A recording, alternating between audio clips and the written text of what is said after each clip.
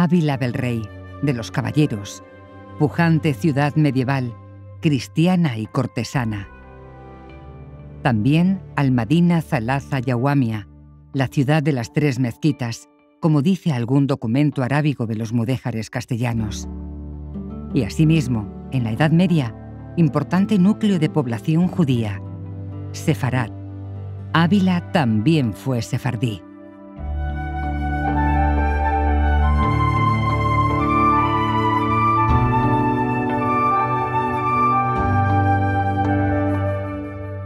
Serafín, es un hecho histórico fehaciente que Ávila tuvo una importante población judía en la Edad Media, pero ¿podemos saber cuál es la referencia más antigua de la población judía en Ávila?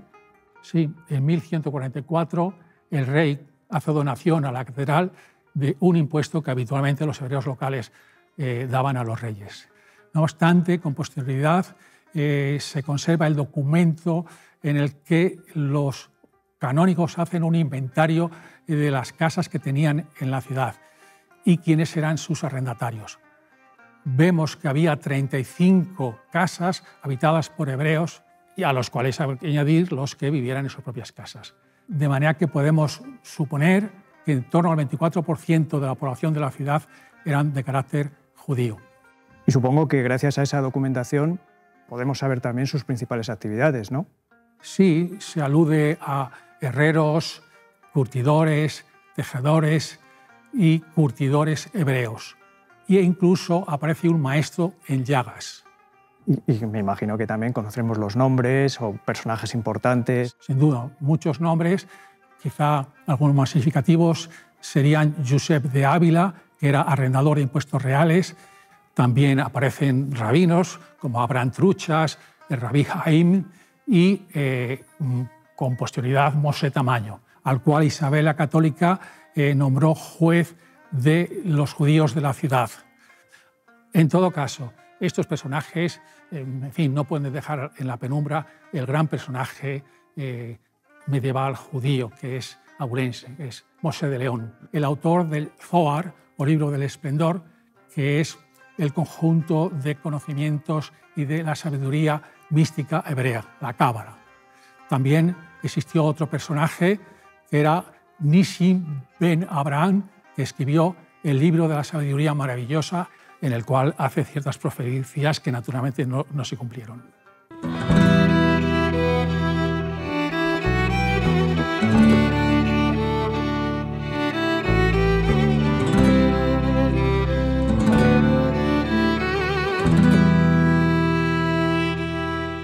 Algunos de los principales rastros del pasado sefardí en nuestras ciudades son sus antiguas sinagogas.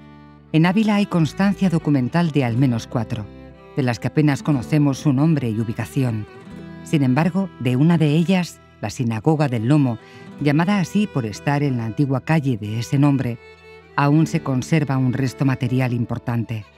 El hueco del Ejal, pequeño nicho que en la sala de oración servía para guardar la Torá y el Talmud, situado en la pared este del recinto, mirando a Jerusalén.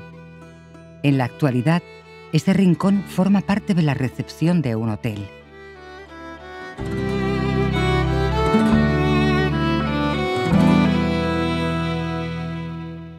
En Ávila también conocemos dónde se ubicó su cementerio, en el entorno del Monasterio de la Encarnación.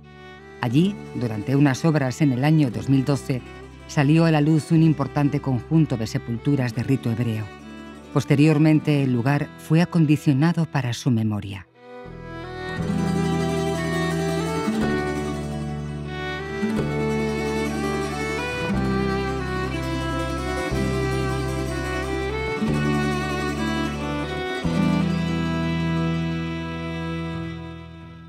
Sabemos, por la documentación conservada, que la piedra del onsario de los judíos fue concedida, con motivo de la expulsión de 1492, como merced al monasterio de Santo Tomás para su uso en su construcción, por lo que probablemente muchas de las estelas funerarias que jalonarían estas sepulturas se encuentren aquí reutilizadas como elementos constructivos, aunque todavía no se han localizado.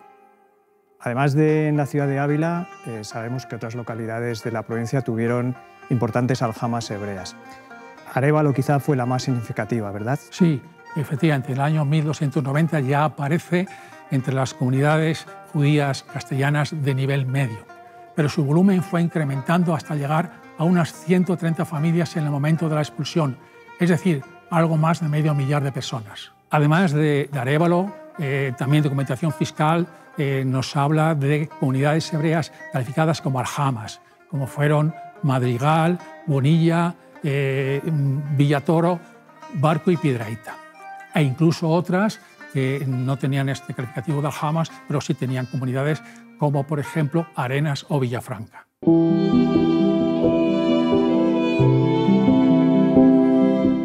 Pocos restos materiales han permanecido de esas aljamas. Sin embargo, algunas piezas arqueológicas son altamente ilustrativas de su existencia.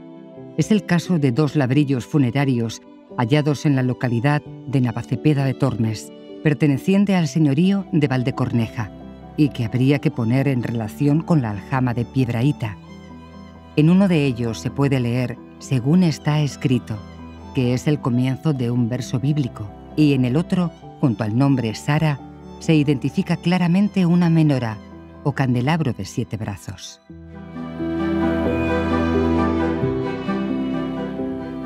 Más significativas aún son las 2 laudas funerarias con inscripción procedentes de Arévalo. Se encontraron ya reutilizadas como elementos de un pilón en una huerta del convento de franciscanos descalzos de la localidad. Estas 2 piezas fueron entregadas al Museo de Ávila por el ayuntamiento arevalense.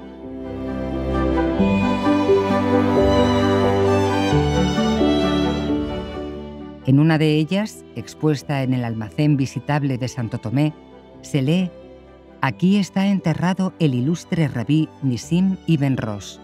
Descanse su alma en el paraíso».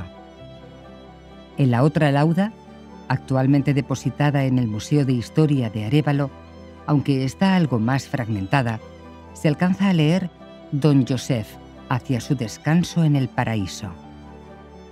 No obstante, esta riqueza y variedad cultural que caracterizó nuestra Edad Media, no exenta de conflictos, tuvo su brusco final en los últimos años del siglo XV y comienzos del siglo XVI.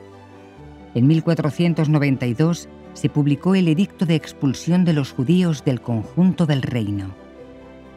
Se da la circunstancia de que el ejemplar de este decreto de expulsión conservado en el Archivo Municipal de Ávila es el único de los 50 que posee las firmas originales de Isabel y Fernando. Tenemos noticia de que en Estambul se conserva un rollo de la Torá muy antiguo que tiene escrito en caracteres hebreos del siglo XV Ávila, en su parte posterior. Está en manos de una familia que conserva apellidos de hebreos abulenses en vísperas de la expulsión, por lo que no es descabellado suponer que estemos ante descendientes de la aljama de Ávila y que tal rollo proceda de esta ciudad. En agosto de 1492, la más numerosa de las comunidades hebreas castellanas, formada por casi 300 familias, partió de Ávila hacia Portugal, primera etapa de su exilio. Marcharon todas, excepto 3 de ellas, y la ciudad perdió el 16% de sus habitantes.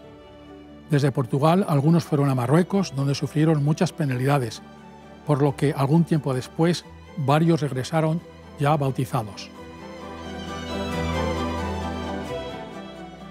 Una vez más, los museos se convierten en los mejores guardianes de nuestra historia. Y estas piezas del Museo de Ávila constituyen los testimonios materiales más significativos de la presencia judía en este territorio.